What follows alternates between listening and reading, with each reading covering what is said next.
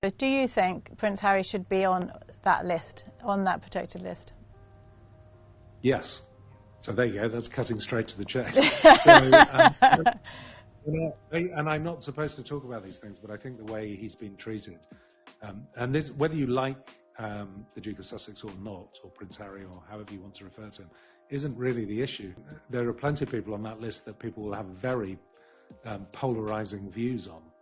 They're on that list because of the reasons we've just said. There is either a threat to them, and that threat is so high, and the risk of the way that they work so high, and the impact of anything happening to them so high, that that risk has to be mitigated in some way. And that risk can be mitigated in lots of different ways. But the full mitigation is full arm protection. He was very close to the top of that list for very obvious reasons. And so he last had a risk analysis done in 2019, I think. That's correct. At that point, he was, as far as I understand it, the threat against him was so high that he was second in the hierarchy. In terms of the royal family hierarchy, he was second only to the late Queen at that point in 2019. His book, where he talked about his combat in Afghanistan, his Taliban kill count, was very polarising. There's various strands which make him potentially a higher risk now than he was in 2019. I was still there up until July 2021, and his risk profile certainly hadn't changed. In fact, it had only increased because of the reasons you've just said. Welcome to a tale so absurd you might think it was cooked up in a Monty Python sketch. But no, this royal security fiasco is delightfully real. Settle in, grab a biscuit, and prepare for a parade of nonsense. The royal family's security plan? Giving out a phone number, yes, like returning a faulty toaster. If you've ever doubted reality can outdo satire, brace yourself. Prince Harry, Meghan and their kids are heading to the UK. But what protection do they get? The answer? A phone number. Call if things get dicey. Press 1 for paparazzi, 2 for stalkers, 3 for tea. But what if the phone dies? This plan is about as reassuring as locking the Tower of London with a bike chain.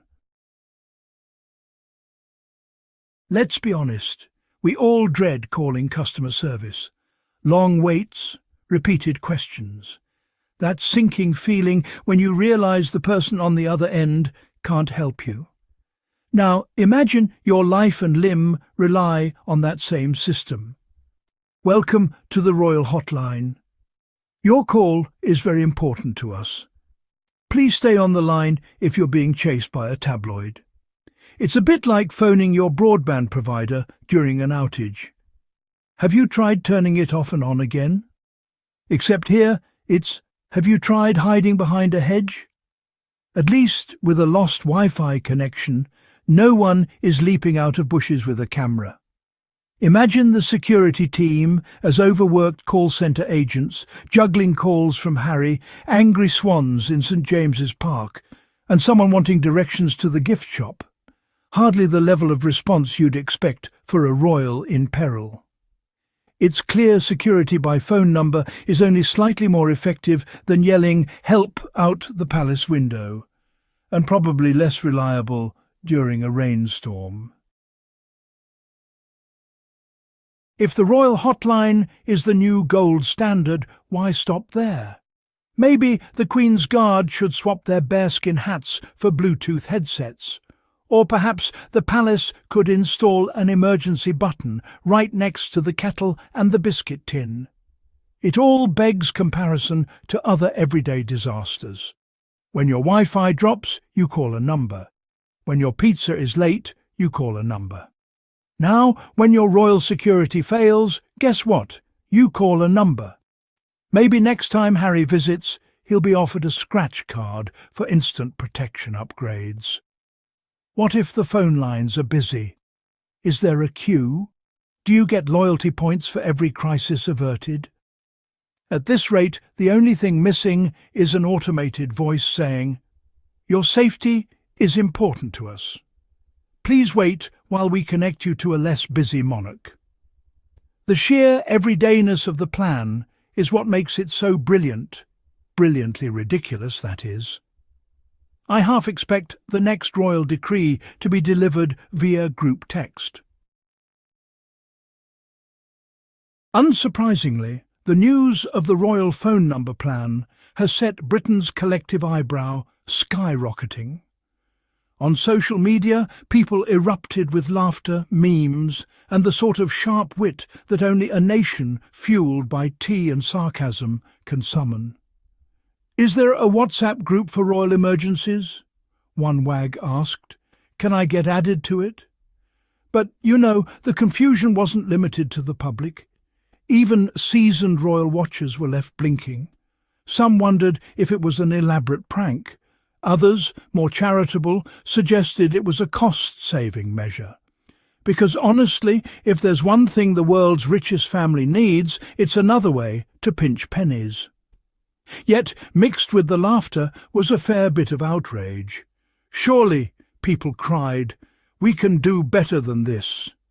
It's not every day you see such unity, left, right and centre, all united in disbelief. We Brits are good at muddling through, but even we have our limits. This, it seems, is one royal muddle too far. Lost in all the noise is a very human story. Harry isn't just a prince or a tabloid headline. He's a father, worried about his family. Can you blame him for wanting something more robust than a phone number? I'd wager most parents would demand a bit more than "call us if you get into trouble" before crossing the road, never mind an ocean. His critics paint him as paranoid, but any parent would be cautious, especially one with a past like his. The memory of his mother, hounded by cameras, never far from his mind. In the face of such risks, the phone number solution looks not just silly, but insulting. Yet the outrage against Harry is all out of proportion. He's not asking for a golden carriage, just basic safety for his kids. If anything, his frustration is the only logical thing in this whole business. So, while we chuckle at the policy, let's spare a bit of empathy for the man caught in its crosshairs. After all, it's easy to laugh, unless you're the one holding the phone. Of course, no modern scandal would be complete without a PR team spinning like a royal top. Their statements are masterpieces of non-answer. "We take all requests seriously," they declare. "Security provision is under constant review." Translation: "We have no idea what's going on, but please stop calling." Their next move, a group chat perhaps, or a mood board. "Our best protection is positive vibes and optimism," one can almost hear them say. Maybe they'll throw in a free mindfulness app with every hotline call. It's a world where logic goes to die, where words mean whatever you want, as long as nobody asks too many questions. The more they explain, the less sense it makes. Soon we'll be told that community spirit is the best defence against determined paparazzi. At this rate, the royal family's next big security upgrade will be a lucky rabbit's foot and a sticker saying, "Don't worry, be happy." With every new headline, the world feels more surreal. We could all use a laugh.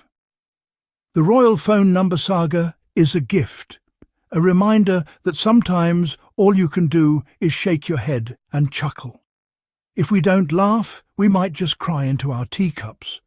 It's healthy, even necessary, to point and giggle at the nonsense.